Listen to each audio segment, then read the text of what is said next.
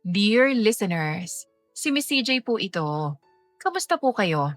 Naway nasa maayos na kalagayan ng bawat isa sa inyo. At ngayong araw nga, excited na naman akong samahan kayo sa inyong mga ginagawa habang kinukwentuhan kayo. Nagbaon ako ng napakagandang kwento ng pag-iibigang mag inspire at magpapakilig sa inyong lahat. Ito ang pangalawang kwento sa series ng mahal nating si Claxine. Ang kwento ni Elena at ni Dominic na pinamagatang Lalaking Naging Parausan. Kung handa na ang mga headset nyo, samahan nyo na ako at sisimulan na natin ang isa na namang napakagandang kwentong handog ng kwentong CJ para sa inyo. Walang puso. Yan ang bansag na palaging ikinakabit sa pangalan ni Elena Villeda. Sa loob ng boardroom ng Villeda Group of Companies, ang kanyang boses ay nagsisilbing matalim na patalim na pumuputol sa kumpiyansa ng kanyang mga board members. Para sa kanya, ang emosyon ay isang kahinaan na walang puwang sa mundo ng negosyo. Hindi ko kailangan ng dahilan, Mr. Cruz. Kailangan ko ng resulta. Malamig niyang pahayag habang nakatitig ng diretso sa matandang direktor. Kung hindi nyo kayang abutin ang target ng 10% pagtaas ng share sa loob ng isang buwan, alam nyo na kung nasaan ang pinto. Yumuko ang lalaki, hindi makasagot sa bigat ng mga sinabi ni Elena. Tumayo ang dalaga, bitbit ang kanyang designer bag. Siya ay lumabas ng silid nang hindi man lang lumilingon sa kanyang mga empleyado. Ramdam niyang mapanuring tingin at bulungan sa kanyang likuran. Stone Queen, Heartless CEO, Man-Hater, at marami pang iba. Ngunit sa halip na mainis, isang mapait na ngisi lamang ang sumilay sa kanyang mga labi habang papasok sa elevator. Kung alam lang nila ang dahilan sa likod ng kanyang mga ugaling hindi maganda, ay baka sila pang mahihiya sa mga pinagsasabi nila. Pagdating sa kanyang penthouse sa Makati, sinalubong siya ng isang marangyang katahimikan. Hinubad ni Elena ang kanyang high heels at tinungo ang minibar. Sinalina niya ng wine ang kanyang baso at uminom ng diretso. Hinahayaan ang tapang ng alak na kumayod sa kanyang lalamunan. 5 taon nang nakalilipas mula ng gabing iyon. Ang gabing ninakawan siya ng dangal ng isang aninong hindi man lang niya nakita ang muka. Mula noon, ang dating malambot na puso ni Elena ay naging bato. Ang tanging natira ay ang isang babaeng marunong lang gumamit at magtapon ng mga tao pagkatapos gamitin.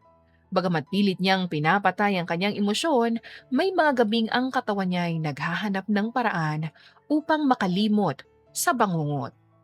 Kinuha niya ang kanyang phone at dinayal ang isang secret number.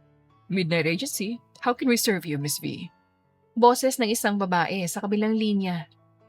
I need someone. New, prime quality, utos ni Elena. And remember the rule. He must never take off the mask. Never talk about his life. Because he's just a body for the night. Ito ang kanyang proteksyon. Ayaw niyang makita ang mukha ng sino mang lalaking lalapit sa kanya. Dahil sa bawat sulyap ay naaalala niya ang halimaw mula sa kanyang nakaraan. Ang maskarang nagsisilbing harang sa pagitan ng kanyang realidad at ng kanyang mga alaala. Eksaktong 10:00 nang tumunog ang doorbell. Binuksan ni Elena ang pinto at doon niya nakitang lalaking nagngangalang Dante. Matangkad ito, may malapad na balikat na tila masisira ang suot na itim na polo nito. Ang pinakakapansin-pansin ay ang Venetian mask nito na kulay asul at pilak, nababalot ng misteryo. Pasok. Maikli niyang utos. Sumunod ang lalaki ng walang kibo. Ang bawat hakbang nito ay may kakaibang tindig na hindi karaniwan sa isang escort. Naupo si Elena sa sofa at pinagkrus ang kanyang mga binti. Pinagmamasdan ang bawat galaw ng lalaking nasa harapan niya. Alam mo na ba ang mga patakaran, Dante? Tumango naman ang lalaki. Ang boses nito, nang magsalita, ay baritono at malalim. Isang tunog na tila nagdulot ng kakaibang kiliti sa pandinig ni Elena. Walang impormasyong ibibigay. Hindi aalisin ang maskara. Nandito ako para pagsilbihan ka. Lumapit si Dante sa kanya. Ang bawat hakbang nito ay nagdulot ng kakaibang kuryente sa katawan ni Elena. na matagal na niyang hindi nararamdaman. Nang huminto ito sa kanyang harapan, dahan-dahan itong hinawakan ng kanyang baba. Ang haplos nito ay mainit at marahan. May pag-iingat na ibang-iba sa mga naunang lalaking dumaan sa kanyang buhay. Gagawin ko lahat ng gusto mo, Elena. Bulong nito. Nagulat si Elena nang banggitin nito ang kanyang pangalan. Ngunit bago pa siya makapagprotesta, binuhat na siya ni Dante ng may pag-iingat. Dinala siya sa silid na nababalot lamang ng dim light at liwanag ng buwan na tumatagos sa bintana. Inilapag ni Elena ang kanyang sarili sa malambot na kama habang pinapanood si Dante. May kakaiba sa presensya ng lalaking ito. Ang bawat haplos at galaw nito ay tila isang maingat na sayaw na layuning alisin ang lamig sa kanyang puso. Sa ilalim ng malamig na liwanag, nagsimula ang isang gabing ang layunin lamang ay makalimot. Ngunit ang bawat dampi ng balat ni Dante ay tila unti-unting gumigising sa damdaming matagal nang ibinaon ni Elena sa limot. Habang unti-unting nawawalang distansya sa pagitan nilang dalawa, isang mahinang ungol ang kumawala sa mga labi ni Elena. Ang kanyang mga pader na binuo niya sa loob ng 5 taon ay tila nagsisimula ng makaramdam ng lamat sa ilalim ng mga kamay ng isang lalaking nakamaskara habang inaangkin nito ang katawan niya ng paulit-ulit. Ang sikat ng araw ay pilit na sumisilip sa pagitan ng mga mamahaling kurtina ng penthouse ni Elena. Dahan-dahan niyang iminulat ang kanyang mga mata. Sinalubong ang pamilyar na amoy ng mamahaling pabango at ang hindi pamilyar na init ng katawan na nasa kanyang tabi. Sandali siyang natigilan. Sa loob ng 5 taon, walang sino mang lalaki ang pinayagan niyang manatili sa kanyang kama hanggang umaga. Ang patakaran niya ay malinaw. Pagkatapos ng gamitan, kailangang umalis. Ngunit kagabi, sa gitna ng pagod at kakaibang katahimikan na dala ni Dante, nakalimutan niyang ituro ang pinto. Lumingon siya sa kanyang tabi. Doon, mahimbing na natutulog si Dante. Nakasuot pa rin ng asul at pilak na Venetian mask. Tila naging bahagi na ng kanyang balat. Ang dibdib nito ay dahan-dahang tumataas at bumababa. Isang senyales ng malalim na pagkakahimbing. Pinagmasdan ni Elena ang lalaki at pakiramdam niya ay may kakaiba siyang nararamdaman habang pinagmamasdan nito. Pakiramdam na parabang pamilyar ang lalaki sa kanya. Kaya bago pa siya mabaliw sa kakaisip, minabuti na niyang umalis na lamang at maghanda na ng almusal. Dahan-dahan siyang bumangon. Hindi gumagawa ng anumang ingay. Nagsuot siya ng kanyang satin robe at tinungo ang kusina. Sa kanyang kusina nagsimulang nagpakulo ng tubig si Elena. Naglabas siya ng kape, prutas at tinapay. Wala siyang balang ipagluto ang lalaking nasa kwarto. Sapat na ang binayad niya para sa serbisyo nito kagabi. Habang hinihintay ang kape, nakatitig lang si Elena sa marble countertop. Ang kanyang isipan ay bumalik sa boardroom kahapon. Pagkatapos ay sa madilim na alaala ng nakaraan. Ang kanyang puso ay nagsimulang tumibok ng mabilis. Ang pamilyar na paninikip ng dibdib na nararamdaman niya tuwing naaalala ang halimaw na sumira sa buhay niya. Hindi niya namalayan si Dante na kanina pa pala nakatitig sa kanya. Masyadong malalim ang iniisip mo para sa isang magandang umaga. Napaigtad si Elena at mabilis na humarap. Halos mabitawan ang basong hawak niya. Nakatayo sa pintuan ng kusina si Dante. Wala na itong suot na damit maliban sa kanyang itim na pantalon. Ibinabandera ang matikas nitong katawan sa ilalim ng liwanag ng umaga. Ngunit ang pinaka nakakabahala ay ang maskara. Suot pa rin niya ito, pero kitang-kita na ni Elena ang itsura ng lalaki. Hindi ka dapat nang gugulat. Malamig na sabi ni Elena. Mabilis na ibinalik ang kanyang usual na mood at itsura. At ba't nandito ka pa? Ang usapan ay para sa gabi lang. Humakbang palapit si Dante. Nakita ko kasi na wala ka na sa tabi ko eh. Akala ko baka kailangan mo pa ng tulong ko sa paghahanda ng almusal. Isang mapait na tawang pinakawalan ni Elena. Tulong? Sa tingin mo ba kailangan ko ng tulong mo sa loob ng pamamahay ko, Dante? Huwag ka nga masyadong bilib sa sarili mo dahil lang dinala mo ako sa langit kagabi. Trabaho mo yun. Bayad ka para doon. Tumigil si Dante ng ilang pulgada mula sa kanya. Ang init ng katawan nito'y muling nagparamdam sa kanya ng kuryente. Ngunit sa pagkakataong ito ay hinaluan ito ni Elena ng pagkasuklam. Ang malapit na presensya ng isang lalaki sa maliwanag na silid ay nagpapadama sa kanya ng pagkasakal. Ang aga mong magsungit, Elena. Mahinahong sabi ni Dante. Ganyan ka ba talaga? Wala naman akong masamang gagawin sa'yo ah. Narito ako para tingnan ka, yun lamang. Huwag mo nga akong ma-psychoanalysis. Singhal ni Elena. Idinuro ang hintuturo sa dibdib ni Dante. Hindi ka lalaking dapat pagkatiwalaan. Walang lalaking dapat pagkatiwalaan. Lahat kayo pare-pareho, mga oportunista, mga maninira. Ang tanging pagkakaiba nyo lang ay mga presyo nyo. Anong presyo ang ibabayad ko? Para lang maging maayos ang pakikitungo mo sa akin, kahit ngayong umaga lang. Tanong ni Dante. Ang boses ay nananatiling kalmado, isang bagay na mas lalong nagpapagalit kay Elena. Wala. Dahil wala kang sapat na halaga para makuha ang respeto ko. Sagot ni Elena. Lumakad siya patungo sa refrigerator para umiwas. Pero mabilis siyang hinarangan ni Dante.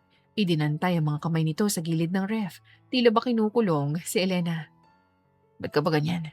Bulong ni Dante. Ang kanyang mga mata sa likod ng maskara ay nakatitig ng matalim kay Elena. You act like a queen, but you talk like a victim. You've been pushing everyone away because you're terrified of being hurt again. Di ka ba napapagod na maging toxic sa lahat ng mga taong lumalapit sa'yo? Ang salitang victim ay parang sampal sa mukha ni Elena. Ang kanyang trauma ay biglang sumabog, mas nagpapakulo sa kanyang dugo. Victim? Gusto mong makita kung anong ginagawa ng mga victim na tulad ko? Buong lakas na itinulak ni Elena si Dante. Ginagamit namin kayo. Kinukuha namin ang gusto namin at itinatapon namin kayo na parang basura. Kayo? Ang mga laruan ko, Dante. Binibili ko kayo dahil kailangan ko ng parausan. Hindi dahil kailangan ko ng company nyo. Kaya huwag kang umarte na para bang may pakialam ka sa akin. Napaatras si Dante dahil sa lakas ng tulak ni Elena. Dahil sa matinding puot sa boses ng dalaga. Masaya ka ba, Elena? Ang sakta ng mga taong wala namang ginagawang masama sa'yo. Masama? Tawa ni Elena. Ang mga matay punong-puno ng luha ng galit. Masama ang lahat ng lalaki sa paningin ko. Alam mo bang pakiramdam na mawala ang lahat sa iyo sa loob ng isang gabi? Ang maramdaman ng bigat ng isang hayop sa ibabaw po habang nagmamakaawa ka. Mula noon, sumumpa ako. Ako naman ang magiging hayop. Ako naman ang maninira. Kung toxic ako sa paningin mo, hindi mabuti. Mas gusto ko ng katakutan at kasuklaman niyo ko kaysa maawa kay sa akin. Natahimik si Dante dahil sa sinabi ni Elena. Galit na galit ngayon at lumuluha si Elena. Ang tanging naririnig ay ang mabilis na paghinga ni Elena at ang tunog ng kumukulong kettle. Sa loob ng 5 taon. Ngayon lang niya naisigaw ang ganitong katotohanan sa harap ng isang lalaki. Dante stood there, silently. Pagkaraan ng ilang sandali, dahan-dahan siyang lumapit muli. Ngunit sa pagkakataong ito, hindi siya humarang. Iniabot niya ang tasa ng kape kay Elena. Hindi kita inaakusahan, Elena. At hindi ako naawa sa'yo. Sabi ni Dante sa mababang tono. I understand you're angry. But anger is like drinking a poison and expecting the other person to die. You are killing yourself while trying to punish the world. Kinuha ni Elena ang kape at bigla itong ibinuho sa lababo. Isang aksyon na hindi naman nagpagulat kay Dante. Umalis ka na. Utos niya na hindi man lang tumitingin kay Dante. Huwag ka nang babalik. At sabihin mo sa agency mo, ayoko na ng prime quality. Gusto ko ng lalaking marunong sumunod sa patakaran, yung mga walang boses at walang pakialam. Dante looked at her for a long moment. Alam mo, hindi lahat ng lalaki tulad ng nasa alaala mo, Elena. Someday, you'll realize that not everyone is out there to break you. Some people are just trying to help you pick up the pieces. Wala na mga pirasong pwedeng pulutin, Dante. Abo na lahat ang natira. Huling hirit ni Elena. Nang hindi na sumagot, narinig ni Elena ang mga hakbang ni Dante palayo. Narinig niya ang pagsara ng pinto ng penthouse. Pagkatapos, ay nakakabinging katahimikan ang muling bumalik. Naiwan si Elena sa kusina. Mag-isa. Ang kanyang mga kamay ay nanginginig pa rin. Pilit niyang pinipigilan ng pag-iyak. Pilit na pinapatigas ang kanyang puso. Pero sa kaibuturan ng kanyang pagkatao, alam niyang ang bawat salitang binitawan ni Dante ay hindi para saktan. Para kumbinsihin ang sarili niya na hindi niya kailangan ng kahit na sino. She took a deep breath and looked at her reflection in the stainless steel appliances. The Stone Queen was still there. But for the first time in 5 years, her crown felt too heavy to wear. Isang linggo ang muling lumipas at hindi naisipan pa ni Elena na magbayad ng lalaki para maging parausan. Dahil hindi nawala sa alaala niya si Dante. Kaya naman itinuon na lamang niyang atensyon niya sa trabaho at isang linggo na rin siyang walang maayos na tulog at pahinga. Mula sa pagsikat ng araw hanggang sa malalim na gabi, ang tanging kausap niya ay mga spreadsheets, kontrata, at ang kanyang mga takot na pilit niyang nilulunod sa kape at alak. Ang Villeda Group of Companies ay mas lalong naging mahigpit.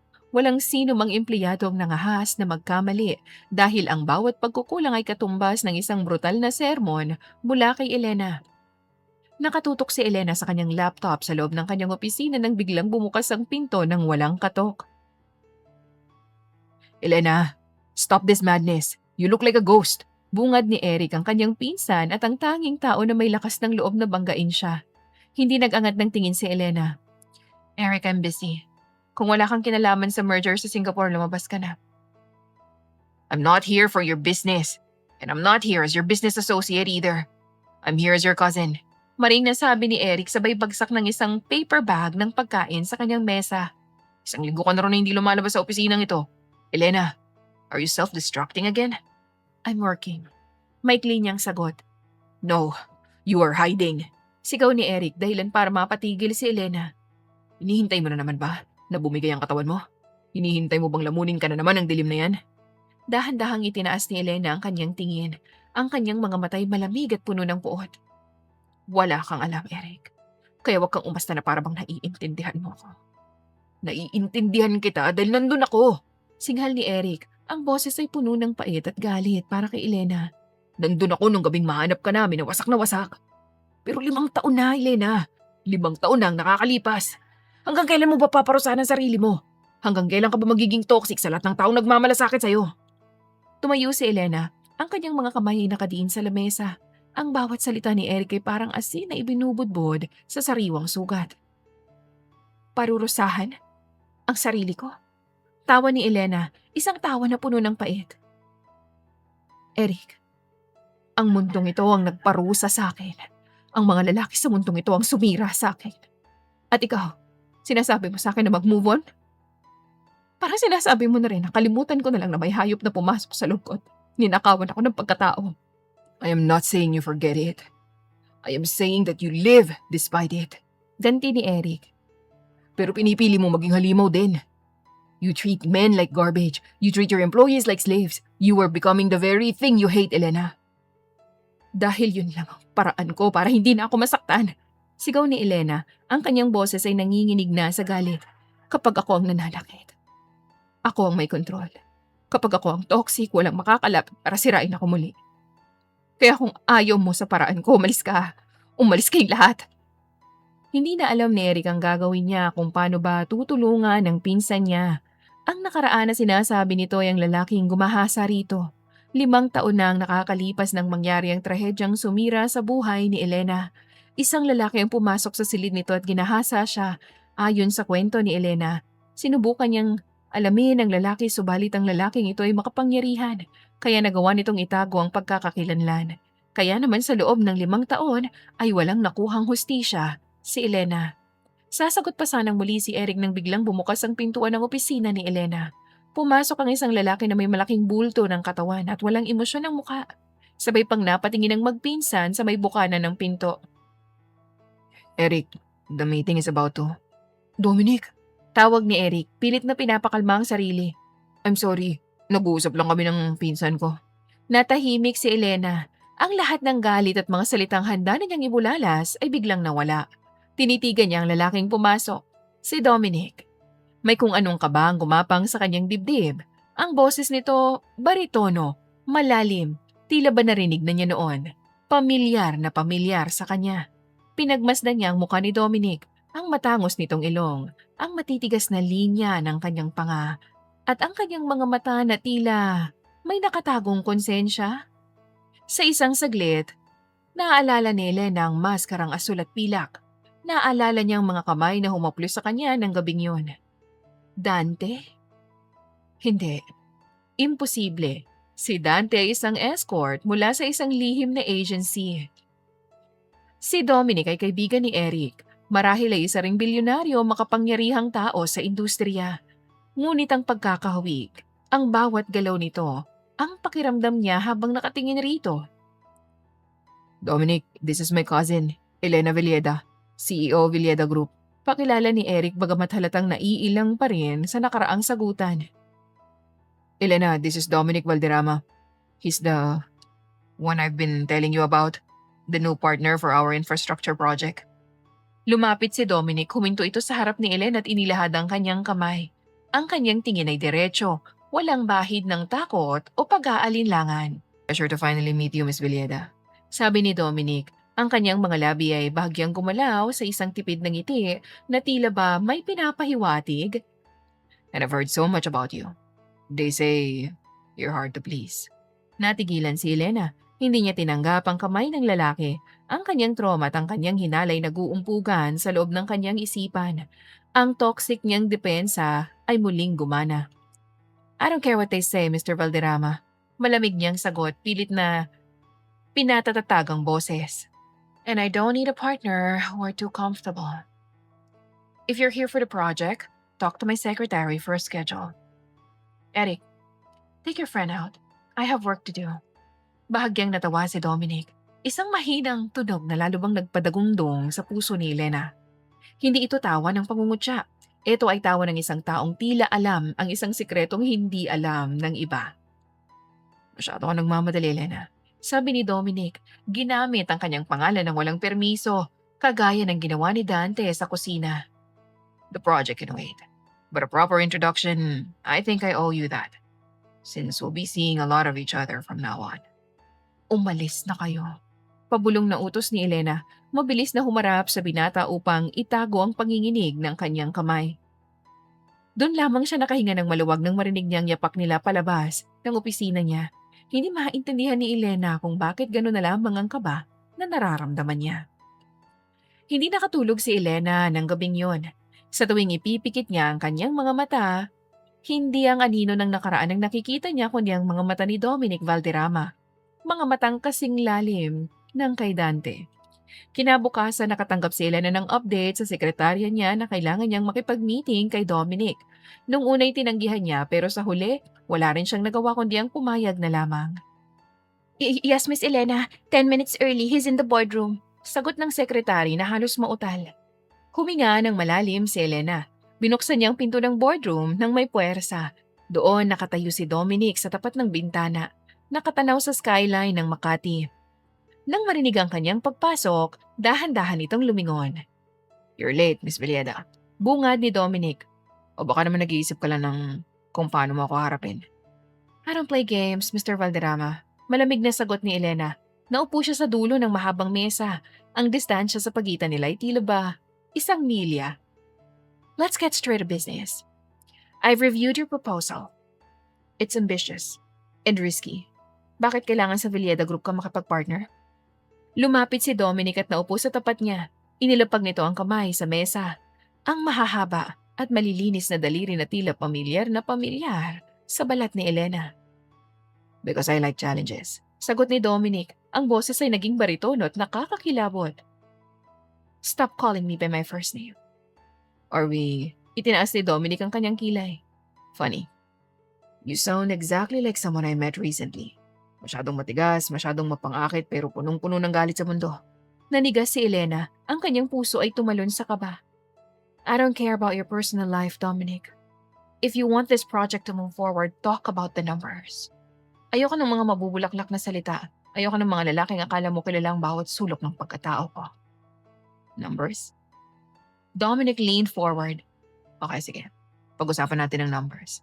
5 years. Yun ang tagal mong nagtatago. 1 linggo. Yun ang tagal nating hindi nagkita simula nung gabing yun. Pagkasabi ni Dominic ng mga katagang yun ay hindi napigilan ni Elena ang mapatayo at magalit ng sobra. Kung ganun ay tama ang suspecha niya, iisa lang si Dominic at si Dante. Who the hell are you? Isang escort na nagpapanggap na bilyonaryo? O isang bilyonaryo na naglalaro bilang escort para lang pagtawanan ng mga babaeng tulad ko? Babaeng tulad mo. Tumayo si Dominic at hindi na natitinag sa galit ni Elena. You mean a woman who buys men because she's too afraid to let someone in for free? Isang babaeng ginagawang parusa ng mga lalaki dahil akala niya doon siya magkakaroon ng kapangyarihan? Shut up! Sigaw ni Elena. You have no right. Binayaran kita, Dante. Ang usapan ay walang pangalan, walang mukha at walang pakialamanan. Kung ikaw nga siya, dapat ay alam mo na tapos na ang serbisyo mo. Hindi ako nagpapanggap, Elena. Mahinahong sabi ni Dominic. I'm Dominic Valderrama. At totoo rin akong lalaking pumasok sa penthouse mo ng gabing yun. Hindi ako bahagi ng agency. I own that agency. Isa yun sa mga paraan ko para makilala ang mga taong kailangan kong makatrabaho sa kanilang pinaka-vulnerable na estado. You, you monster! Buong lakas na sinampal ni Elena si Dominic. Ginamit mo ako. Pinanood mo ako magpaka-vulnerable sa harap mo habang alam mo pala kung sino ako. You're just like that man who ruined me. Hinawakan ni Dominic ang braso ni Elena bago pa ito masampal muli. Hindi ako katulad niya. I stayed, Elena. I stayed until morning. Dahil gusto kong makita kung gigising ka na ba sa galit mo. Pero anong ginawa mo?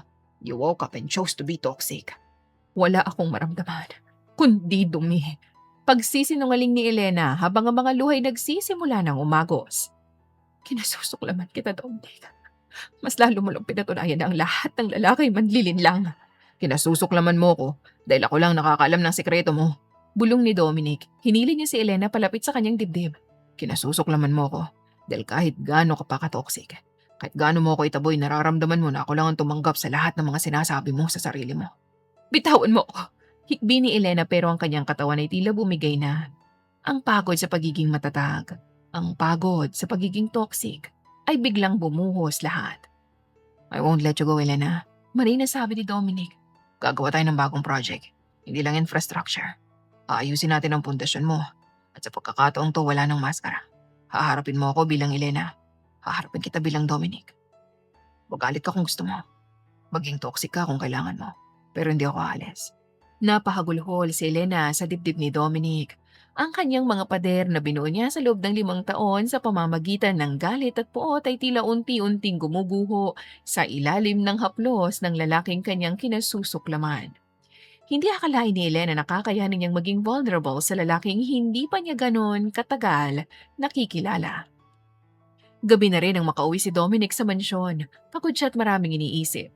Hindi pa rin mawala sa isip niya si Elena. Napatahan niya ito, subalit nang kumalmay bumalik ito sa pagiging toxic niya. Hindi na siya magtataka dahil mahirap din naman talaga ang pinagdadaanan nito. Dominic, anak, ikaw ba yan? Isang banayad na boses ang pumutol sa kanyang pag-iisip. Lumabas mula sa kusina si Yaya Rosa, ang babaeng nagmahal at nag-alaga sa kanya simula nang iwanan at magkaroon ng sariling pamilya, ang mommy at daddy niya. Opo, ya. Ako po to. Sagot ni Dominic.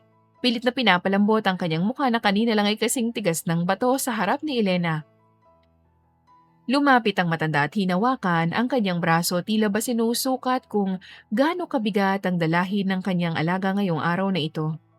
Aba, mukhang masama ang timpla ng hangin mo, anak. Kamusta na? Kamusta nang paglapit mo dun sa batang si Elena? Naupo si Dominic sa sofa at isinandal ang kanyang ulo. Mahirap ya. Napakahirap. Para ako nakikipag-usap sa pader na may mga matatalim na pako. Bawat hakbang ko palapit, sinisigurado niyang masusugatan ako. Galit siya sa mundo, ya. Galit siya sa akin. Pero kailangan mo itong gawin, hindi ba? Mahinang tanong ni Yaya Rosa habang inaabot ang isang baso ng maligamgam na tubig. Tumango si Dominic. Kailangan po. Dahil ako lang ang nakakaalam ng totoo. Ako lang ang nakakita sa kanya nung gabing pinakamasakit ang pinagdaanan niya. At ako lang din ang nakakakita kung paano niya sinubukang maging matapang sa maling paraan. Hindi ko siya pwedeng iwan sa ganung kalagayan. Kahit tawagin niya pa akong halimaw, kailangan ko siyang tulungan makaalis sa dilim. Napatitig si Yaya Rosa sa kanyang alaga. Alam niya ang lahat. Alam niya ang sikretong itinatago ni Dominic. Ang dahilan kung bakit ito nagpapakapagod na itayo ang Midnight Agency at bakit nito pilit na pinapasok ang magulo at toxic na mundo ni Elena. Dominic, anak, minsan ay naaawa ako sa'yo. Panimula ng matanda habang nauupo sa tabi niya. Pinapasan mo Ang bigat ng mundo ng batang iyon na tila ba ikaw ang may utang sa kanya. Pero alam nating dalawang totoo. Hindi mo naman kasalanan kung bakit ka nagpapakahirap ng ganyan ngayon. Yeah, alam ko na po yun. Hindi. Putol ni Aya Rosa. Hindi ikaw ang sumira sa kanya, Dominic. Hindi ikaw ang hayop na pumasok sa silid niya na 5 taon nang nakakalipas. Ikaw ang nakakita sa kanya, oo. Ikaw ang nakasaksi sa karahasan. Pero huli na nang makarating ka. Ang pagpapakahirap mo ito, ang pagiging dante mo, ang pagbili mo sa agency para lamang mabantayan siya, ang pakikipag-merge mo sa kumpanya niya. Lahat yan ay ginagawa mo dahil sa konsensya. Pero kailangan mong tandaan, hindi ikaw ang may sala, anak. Napapikit si Dominic ng mariin. Ang alaala ng gabing yun ay muling bumalik. Hindi siya ang lalaking gumawa ng karahasan kay Elena. Pero siya ang lalaking nasa kabilang silid ng gabing yun. Isang batang Dominic na walang nagawa dahil sa takot nito. At sa lito, isang saksi sa isang krimeng naging mitya ng pagbabago ng buhay nilang pareho. Kahit na, Yaya. I saw her broken. Pabulong na sabi ni Dominic. I saw her screaming without a voice. At ngayon kaya ko na siyang protektahan, hindi ko hayang manatili siyang ganyan. Kahit na isuka niya ako, kahit na itaboy niya ako ng paulit-ulit.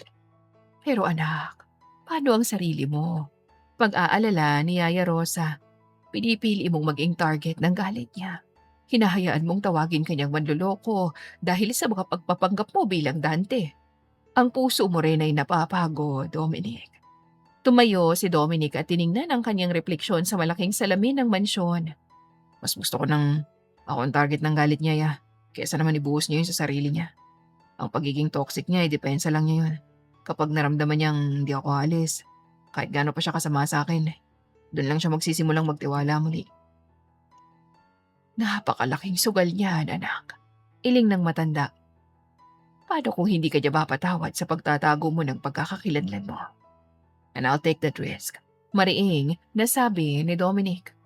Kahit maging kontrabida ako sa paningin niya habang buhay. Basta masigurado ko lang na hindi na siya muling maging biktima. I'll be her punching bag, yeah. If that's what it takes to make her human again. Hinawakan ni Yaya Rosa ang kamay ni Dominic at marahang pinisil ito. Napakabuti ng puso mo, anak. Sana ibakita yun ni Elena bago tuluyang mapagod ang sayo. Pero tandaan mo, sa digmaang ito na pinasok mo, hindi lang si Elena ang kailangang iligtas. Pati ang batang Dominic sa loob na hanggang ngayon ay humihingi pa rin ng tawad sa nakaraan. Hindi na kumibo si Dominic bagkus ay yumakap siya sa yaya niya at doon ay nilabas ang lahat ng hinanakit na nararamdaman niya. Tama ang matanda. Hindi siyang may kasalanan pero may maaari siyang gawin noon. Ngunit hindi niya nagawa dahil sa takot at hindi niya nga pa kaya. Naging tahimik ang buhay ni Elena makalipas ang ilang linggo. Hindi pa rin siya tinatantanan ni Dominic at parati pa siyang dinadalhan ng kape at paborito niyang cheesecake. Nung unay naiinis siya, madalas din niyang itapon ang mga bigay nito pero kalaunan ay tinanggap na rin niya dahil sa nakikita niyang sinseridad sa mukha ni Dominic. Pero ngayong araw na ito, heto siya. Pabiyahe kasama si Dominic papunta sa ibang lugar upang ayusin ang business nila rito. Dahil sa aberya sa sasakyan ni Eric, nasa hinala ni Elena ay sinadya ng kanyang pinsan. Napilitan siyang sumakay sa SUV ni Dominic.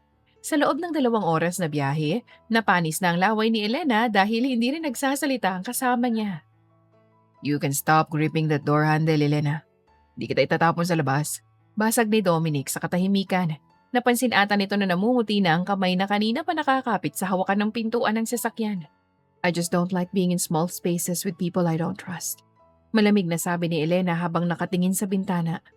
Well, trust is earned, I know. Pero ang pagiging toxic mo sa bawat segundong magkasama tayo hindi makakatulong sa proyektong to.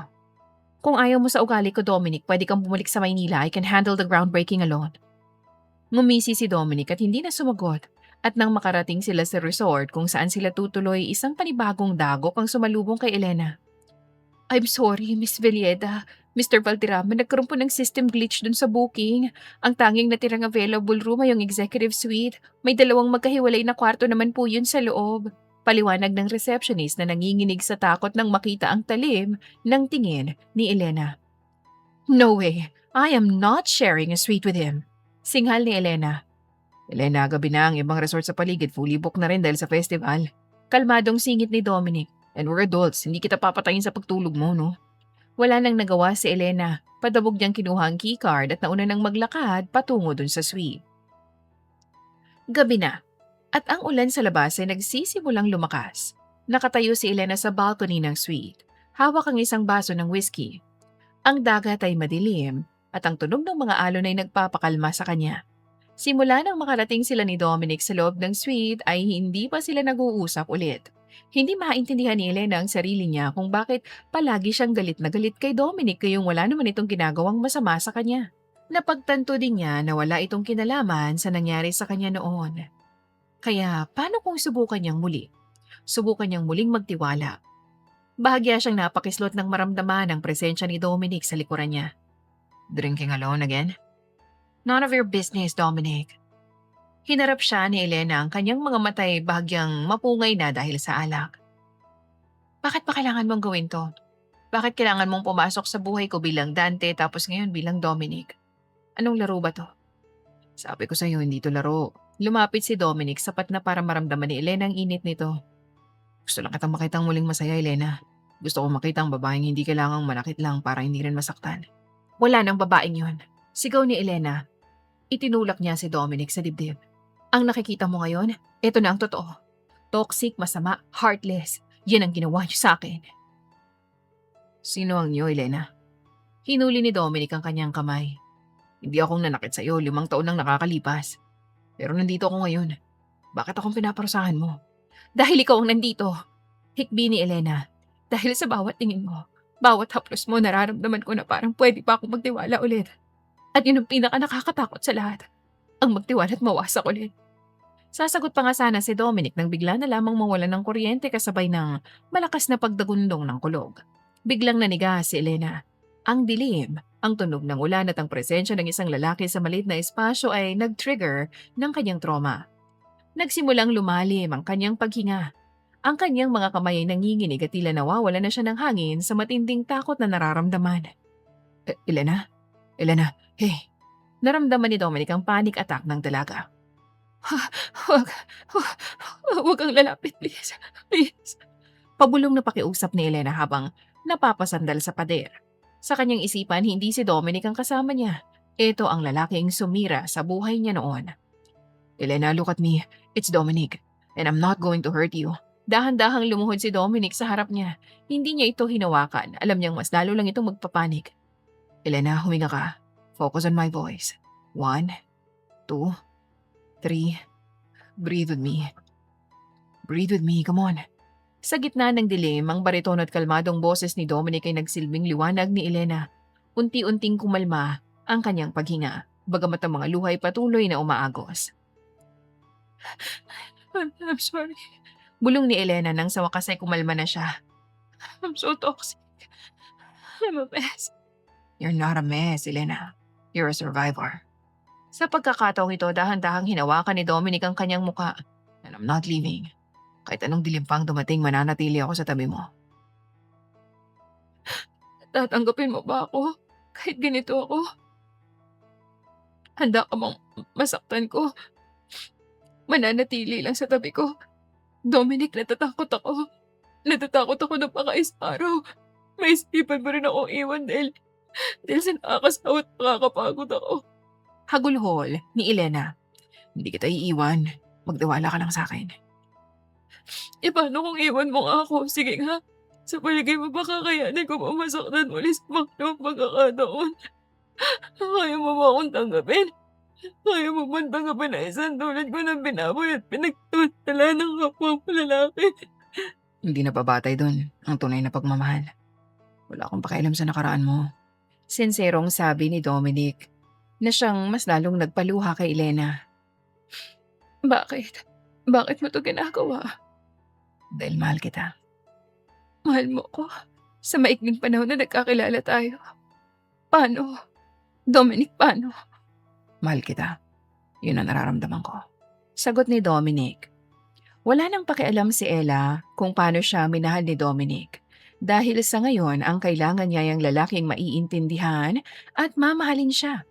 Kung si Dominic ay handang masaktan para sa kanya, gusto niyang subukan. Gusto niyang muling maramdaman na importante siya. Gusto niyang muling maramdaman na maaari siyang magtiwala sa lalaki. Isang linggo matapos ang gabing yon, nagbago ang relasyon ni Elena at ni Dominic. Mas madalas na ngayon na magkadikit si Elena at Dominic.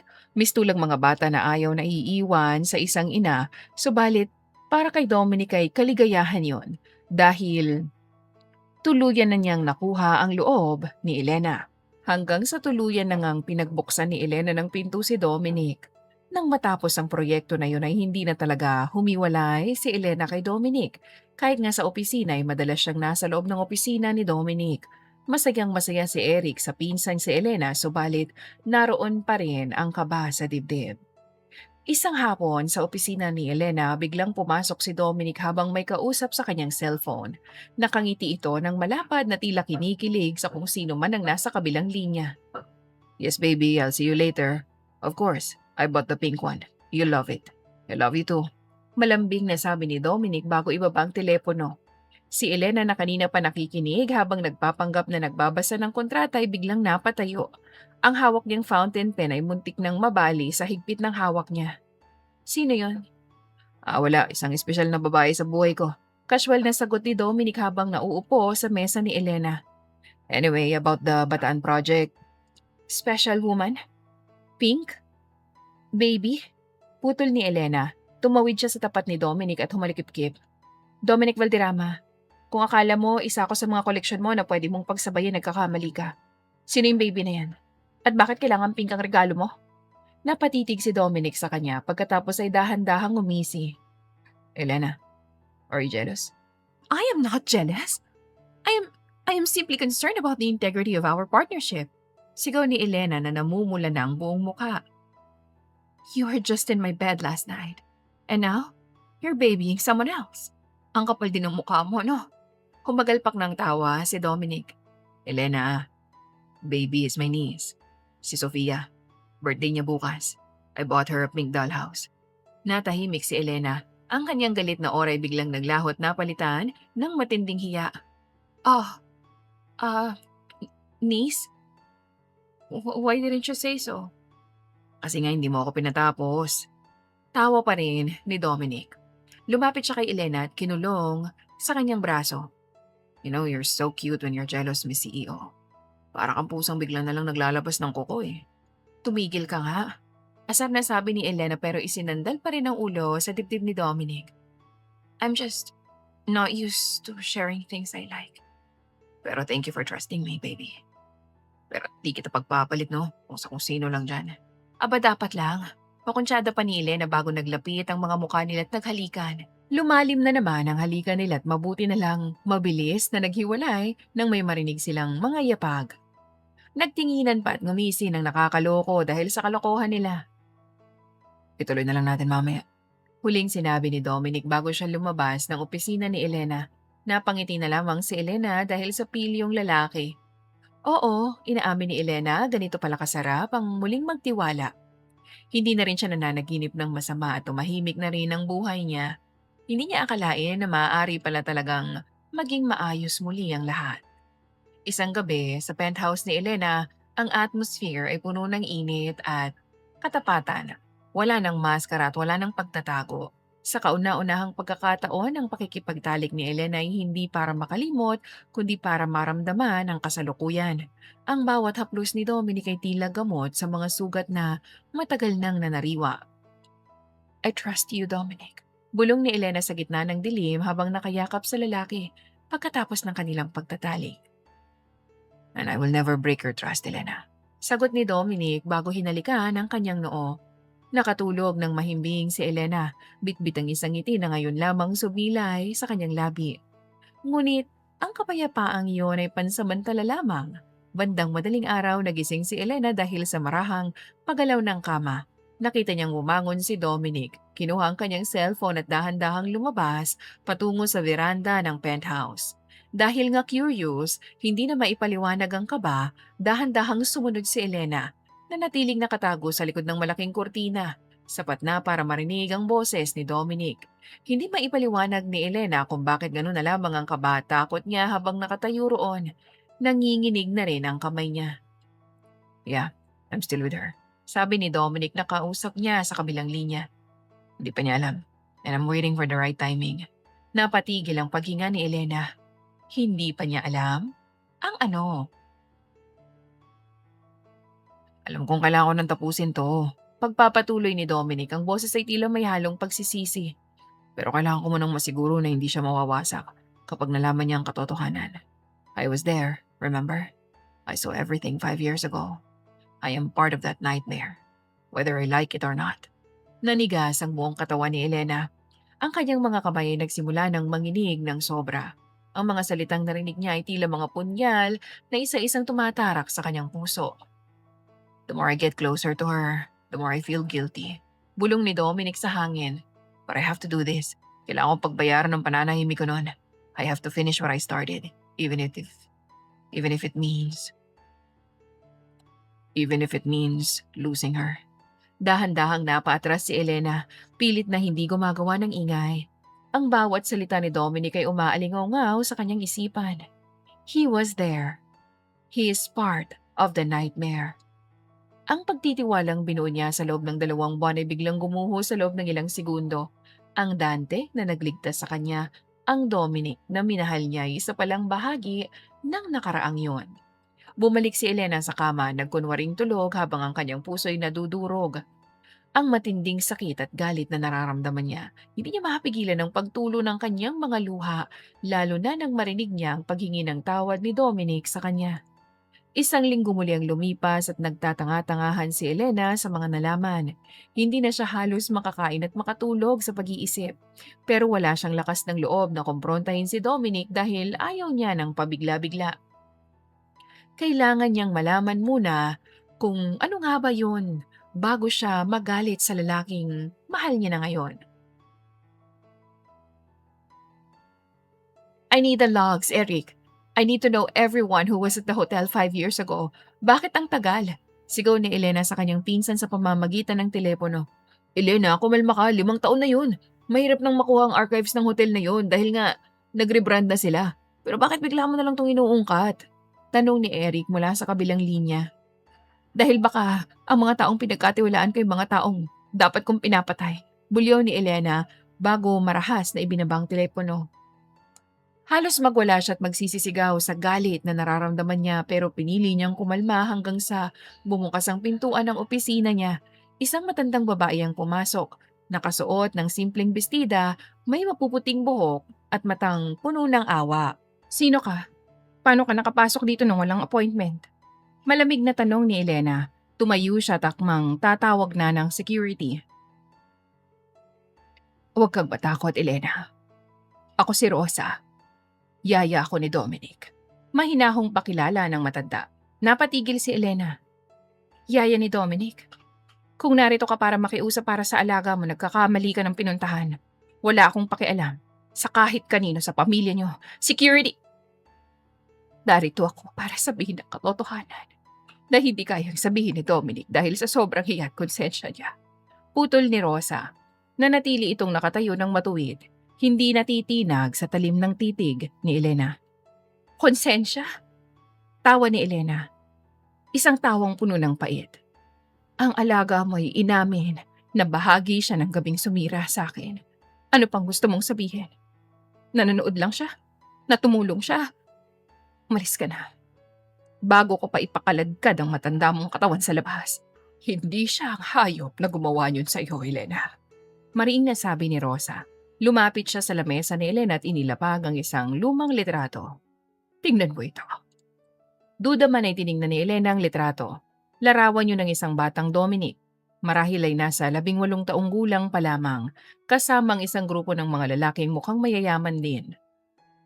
5 taon na ang nakakalipas, si Dominic ay napasama sa maling grupo. Mga anak ng mga politiko at negosyante na akalay pag-aari nila ang mundo.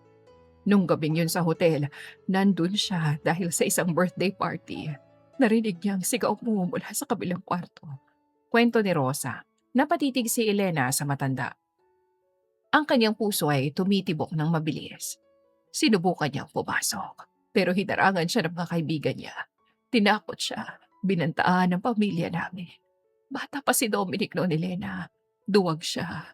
Natakot siya para sa amin, ni Aling Toyang. Pero nang sa wakas ay makawala siya at makapasok sa kwarto mo, wala na ang mga lalaki. At ikaw ay nakahandusay na sa sahig. Napahawak si Elena sa gilid ng kanyang lamesa. Alam naman niya sa puso niya na walang kasalanan si Dominic, pero ang marinig ang mismong katotohanan ay mas masakit pa sa masakit. Hindi kaya ni Elena. Hindi niya kayang pakinggan ang katotohanan. Siya ang tumawag ng ambulansya ng palihim. Siya ang nag-iwan ng jacket niya para takpan ka bago tumating ang mga pulis. At simula nun, hindi na siya nakatulog ng maayos.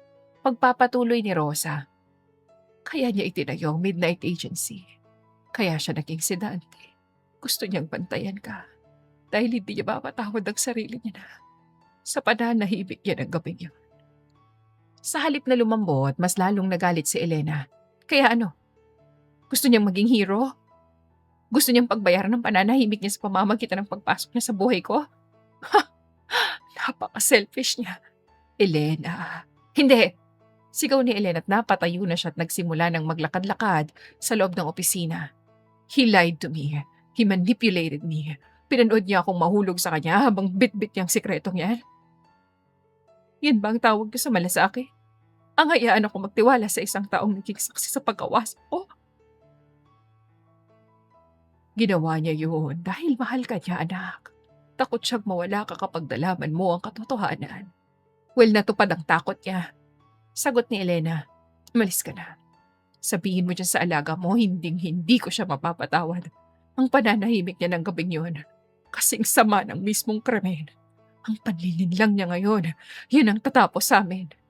Tumingin si Rosa kay Elena nang may halong awa. Elena, galit ka at karapatan mong magalit. Pero tandaan mo, si Dominic ang tanging taong gumugol ng 5 taon ng buhay niya para lamang masiguradong hindi ka na muling masasaktan. Kung itataboy mo siya dahil sa nakaraan na hindi naman niya ginusto, makalalos. Baka, baka lalong ikulong mo ang sarili mo sa dilim. At nang makaalis ang matanda, naiwan si Elena na hinihingal sa matinding galit at pag-iyak sa loob ng kanyang opisina. Ang katahimikan ay tila sumasakal sa kanya. Tiningnan niya muli ang litrato ni Dominic. Ang mga mata nito sa larawan na puno ng takot. Isang takot na tila dala-dala nito hanggang ngayon. Kinuha ni Elena ang kanyang cellphone at dinayal ang number ni Dominic. Ngunit bago pa niya ito madayal ng buo, biglang bumukas ang pinto ng kanyang opisina. Si Dominic. Ang kanyang matay mugto. Halatang hindi rin nakakatulog. Nakita niya ang litrato sa lamesa ni Elena at agad siyang napatigil. Elena, pabulong na tawag ni Dominic. Nandito si Yaya Rosa, di ba? Hindi sumagot si Elena. Sa halip ay lumapit siya kay Dominic at buong lakas itong sinampal. Ang tunog ng sampal ay umalingaw-ngaw sa buong silid. Bakit hindi mo sinabi? Tanong ni Elena, ang boses ay punong-puno ng panginginig. Bakit hinayaan mong mahulog ako sa iyo? Bago ko malaman na isa ka palang duwag na saksi doon sa nakaraan ko. Dominic didn't flinch. Tiningnan niya si Elena nang may matinding pagmamahal at pagsisisi. Dahil alam kong sa sandaling malaman mo ito ang gagawin mo. Tataboy mo ko. At hindi ko kaya mawala kay Elena. Kahit tawagin mo akong duwag, kahit saktan mo ako, mananatili ako. Ang tanging gusto ko, lumayo ka. Ayoko nang makakita ng kahit anong bahagi ng gabing yun.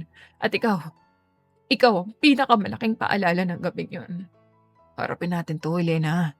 Lumapit si Dominic at hinawakan ang kamay ni Elena kahit pilit itong kumakawala. Gusto mo bang maging toxic? Sige, ibuhos mo sa akin lahat ng galit mo, saktan mo ako hanggang sa mapagod ka pero hindi ako aalis. Hindi kita iiwan. Sabihin mo sa akin ang totoo, Dominic. Ang mga hayop na gumawa sa akin, nasa na sila? Saan sila ngayon? Pinakulong ko na sila. Matagal na. Sinigurado kong hindi sila makakalabas. Kung ganoon, may kinalaman ka kung bakit hindi namin sila mahuli-huli, tama ba? Tanong uli ni Elena. Umiling si Dominic bilang sagot. Bago umiling, humarap kay Elena. Mayaman at maimpluwensya ang pamilya nila. At kinailangan kong makagawa ng paraan para mapakulong sila. Nagawa ko silang mapakulong habang buhay kaya please, huwag mo naman akong iwan. Saka na lumuhod si Dominic sa harapan ni Elena. Pero ng mga oras na yun ay walang maramdaman pa si Elena kundi pagkamanhid, sakit at pagdurusa. Pagod na siyang mabuhay ng ganito. Hindi na niya kaya pang ipagpatuloy ang ganitong buhay kaya nagpasya siyang isang pasya na alam niyang tutulong sa kanya upang makabangon muli. Hindi naging madali ang desisyon ni Elena. Matapos ang huling paghaharap nila ni Dominic sa kanyang opisina, napagtanto niya na kahit anong sakit ang ibigay niya sa lalaki, hindi nito ibabalik ang pagkakataong nawala sa kanya. Sa bawat sampal at bulyaw niya kay Dominic, nakikita niya ang sarili niyang refleksyon na mas lalo lamang nakakadurog. Kailangan kong huminga, Dominic. Hindi dito. Hindi kasama ka. Bulong niya isang gabi, bago ang kanyang pag-alis. Hindi siya pinigilan ni Dominic. Alam nito na ang tunay na pagmamahal ay hindi ang pamimilit na mag-heal kasama ka, kundi ang pagbibigay ng espasyo para sa paghilom. Sa loob ng sumunod na 2 taon, hindi nakausap ni Dominic si Elena. Ipinasa ni Elena ang pamamahala ng kumpanya kay Eric at lumipad patungong Switzerland. Isang lugar kung saan nais niyang mapag-isa at makapag-isip. Sumailalim sa therapy si Elena. Natutunan niyang harapin ang madilim niyang nakaraan na kailangan niyang labanan. Natutunan niyang magpatawad at mahalin ang sarili niya. Natutunan na rin niyang magtiwala at baguhin ang ugaling hindi maganda na nakasanayan niya. Habang nagpapagamot, hindi ni minsan nawala sa isipan ni Elena si Dominic. Sising-sisi siya sa mga nagawa sa lalaki. Hindi rin nawala ang pagmamahal niya pero tanggap na rin niya na sa muli nilang pagbabalik at pagkikitay, baka pag-aari na ito ng iba. Marami na ring nakilala si Elena roon. Mga bagong kaibigan, mga bagong kapitbahay na tumulong sa kanya. Kaya naman dumating na ang araw na pinakahihintay niya, ang muling pagbabalik ng dating siya. Samantala sa kabilang banda naman ay nakatayo si Dominic sa rooftop ng dating building kung saan sila madalas magbangayan ni Elena. Ngayon ang building na ito ay malayo na sa dati, subalit alam ni Dominic na ang panahon lamang ang nagbago at hindi ang paghihintay niya sa pinakamamahal na babae. They say that the view from the top is lonely. Isang pamilyar na boses ang narinig ni Dominic mula sa likuran. Dahan-dahan siyang lumingon. Nanlaki ang kanyang mga mata. Sa tapat ng pinto nakatayo si Elena. Maaliwalas na ang mukha ng dalaga. Malayong malayo sa babaeng nabuhay sa trauma at sakit. Hindi makapaniwala si Dominic. Pakiramdam niya ay nananaginip na naman siya ng gising. Kaya napasampal siya sa sarili pero naroon pa rin si Elena sa harapan niya. At bakit mo sinasaktan ang sarili mo, ha? Totoo ka? Oo naman. Bakit mo naman nasabing hindi? Nice to see you again, Dominic. Nakangiting sabi ni Elena. Ang nanlalaking mga mata ni Dominic ay unti-unting nagluha hanggang sa hindi na namalayan ang pagtulo nito. Elena, pabulong na tawag ni Dominic. Ba't di ka nagsabi? Gusto kong makita kung nandun ka pa rin sa lugar kung saan mo ako hinihintay. Lumapit si Elena. Gusto kong makita kung totoo ang sinabi mo, na hindi ka aalis. Dagdag pa ni Elena. I never left, Elena.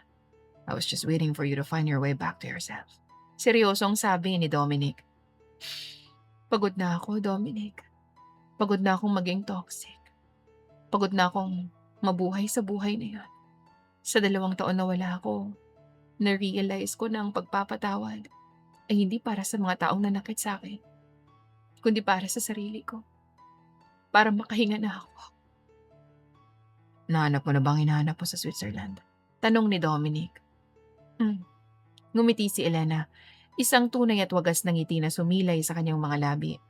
Nahanap ko na ang Elena na marunong muling magtiwala.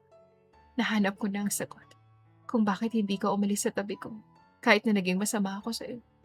Bakit? Dahil ang isang tulad mo ay hindi basta-basta bumibitaw sa isang kondisyon. Alam mong matibay. Kailangan lang ayusin. Hinila ni Dominic si Elena para sa isang mahigpit na yakap. Sa pagkakataong ito, maligayang tinanggap ni Elena ang yakap ni Dominic. Ang paghagulhol nito sa kanyang mga bisig ang naging dahilan kung bakit unti-unti ding namuo ang mga luha sa mata niya. Oo, Mahal na mahal niya ang lalaking ito. Walang duda. Dominic, bulong ni Elena. "Hmm, wala nang lihiman. Wala na. Pangako." Sandaling nagtitigan hanggang sa unti-unting naglapit ang mga mukha nila. Hanggang sa nagdikit na sa wakas ang mga labi nila. Nung una banayad lamang hanggang sa unti-unti nang lumalim. Matapos ang halik na yon ay sabay silang natawa sa isa't isa. Nang araw na yon, natapos ang paghihintay ni Dominic. Ganon din ang paghihirap ni Elena. 5 taon ang mabilis na lumipas mula nang naging maayos ang lahat. Nagkaroon ng isang anak si Elena at Dominic na si Liam, ang supling na mas lalong nagpatatag sa relasyon nila. Labis ang pasasalamat ni Elena na binigyan niya ng pagkakataon si Dominic na maging mabuting partner dahil ngayon, hindi niya alam kung paano siya kapag nawala ang asawa. Ikinasal din sila matapos maipanganak si Liam at ngayon 4 na taon na silang mag-asawa. Nakatayo si Elena sa veranda. Pinagmamasdan si Dominic na hinahabol si Liam sa malawak na garden. Isang matamis na ngiti ang sumilay sa kanyang mga labi. Ito ang pelikula na hindi siya magsasawang panoorin. Ang mag-ama niya na parang pinagbiyak na bunga na hindi man lang nakakuha ng kahit ano ang anak sa kanya. "Dominic, dahan-dahan lang baka madapa naman si Liam," sigaw ni Elena na may halong lambing. Ngumisi lamang ang mag-ama niya bago nagsimulang maghabulan ang mga ito. Pailing-iling na nagpasya si Elena na magtungo na lang sa kusina upang igawa ng merienda ang mag-ama niya. Pero napansin niya ang kasambahay na naglalakad patungo sa kanya. "Ma'am Elena, may bisita po kayo. Mukhang emergency po." Balisa ang boses ng katulong nang sabihin yon. Nangunot ang noon ni Elena. Sino raw?" "Si Anthony po ma'am, yung kaibigan niyo mula sa Switzerland." Agad na kumilos si Elena. Si Anthony ang naging kaisa-isa niyang sandigan noon ng mga panahon na pilit niyang binubuo ang sarili. Si Anthony ang nakakita sa kanya sa pinakamababang estado niya nang walang panghuhusga maliban kay Dominic. Ito ang kaisa-isang kaibigan niya na hindi niya kailanman makakalimutan. Pagbukas ng pinto, tumambad sa kanila ang isang eksenang hindi nila inaasahan. Si Anthony, ang palaging desente, masayahin at Swiss-Filipino architect, ay tila ibang-iba ngayon dahil sa itsura nito. Magulo ang buhok, basang-basa ng pawis ang polo at ang kanyang mga mata'y mababakas ang matinding puyat at sakit. Malayo sa Anthony na kaibigan niya noon. Pero ang pinakamatindi ay ang 2 sanggol na hawak niya. Ang isa ay karga niya sa kaliwang braso habang ang isa naman ay nasa isang baby carrier na nakasabit sa kanyang dibdib. Sabay na umiiyak ang 2 sanggol. Anthony? My God, anong nangyari sa'yo?" Gulat na tanong ni Elena bago mabilis na lumapit. Nang makita ni Anthony si Elena tila bumigay ang huling lakas nito. Napaluhod siya sa may malamig na lapag. Ang kanyang mga kamay ay nanginginig habang pilit na pinapatahan ng sanggol. "Elena, please, help me." Pabulong na sabi ni Anthony. Ang boses ay nanginginig sa matinding emosyon. "I don't know what to do. I'm losing my mind." Mabilis na kinuha ni Dominic ang isang sanggol mula kay Anthony habang si Elena naman ay kinuha ang isa pa. Dinali nila ang kaibigan sa loob ng sala. Nang bahagyang tumahan ng mga bata, tumingin si Anthony kay Elena. At doon bumuhos ang mga luha na matagal na niyang pinipigilan. "Sino sila, Anthony? Bakit nasa yung mga batang to?" Tanong ni Dominic. Ang boses ay punong-puno ng pag-aalala. "Ano ko sila?" Hikbi ni Anthony. "Ano ko sila kay Isabela? Yung babaeng nakilala ko sa Paris bago ka bumalik sa Pilipinas, Elena." Nanlaki ang mga mata ni Elena. "Isabela? Ang sabi mo nun, panandalian lang ang ugnayan niyo." "Yun din ang akala ko. Pero iniwan niya na sila sa akin. Kaninang madaling araw sa tapat ng tinutuluyan kong hotel sa Maynila. May sulat siyang iniwan. Sabi niya hindi niya kayang maging ina. Sabi niya, dahil ako ang ama, mas mabuting sa akin na lang ang mga bata." Galit na paliwanag ni Anthony. "She just vanished. Elena, she left them. Like they were some unwanted packages." Naramdaman ni Elena ang pamilyar na galit na dati niyang nararamdaman. Ang galit sa mga taong nangiiwan at naninira ng buhay. Pero ngayon, hindi niya hinayaan na lamunin siya nito. Lumapit siya kay Anthony at hinawakan ang kamay nito. "Anthony, look at me." Mariing sabi ni Elena. You are not like the people who ruined us. You are a good man. This is intense, yes. And it's a mess. Pero nandito kami. I can't do this, Elena. Look at me. I'm an architect. I build buildings. I don't know how to build a life for two human beings who will depend on me for everything. Sigaw ni Anthony. Tumayo siya at nagsimulang magpanik. Takot ako. Natatakot ako na baka masamang din ako sa kanila. Na baka mapabayaan ko sila dahil sa galit ko sa nanay nila. Tumayo si Elena at hinarap ang kaibigan. Ngayong nakikita ni Elena ang pinagdaanan niya sa ibang tao, ngayon ay naiintindihan niya na si Eric, ang pinsan niya, at mas lalo tuloy niya minahal si Dominic sa pagtsatsaga sa kanya. Anthony, nung nandun ako sa Switzerland, sinabi mo sa akin na ang bawat lamat sa pader ay pwedeng ayusin kung gagamit lang ng tamang materyales. Paalala ni Elena. Ngayon, ang materyales na kailangan mo hindi bakal o semento, kundi katapangan. Ang mga batang to, hindi sila pagkakamali. Sila ang pagkakataon mong mas maging mabuting tao kaysa sa mga taong nanakit sa atin. Tumingin si Anthony sa mga sanggol na ngayon ay payapang natutulog sa bisig ni na Dominic at Elena. It's a new project, Anthony. Singit ni Dominic. Tinapik ang balikat ng kaibigan. And just like our infrastructure projects, it starts with a shaky ground. Pero tutulungan ka namin.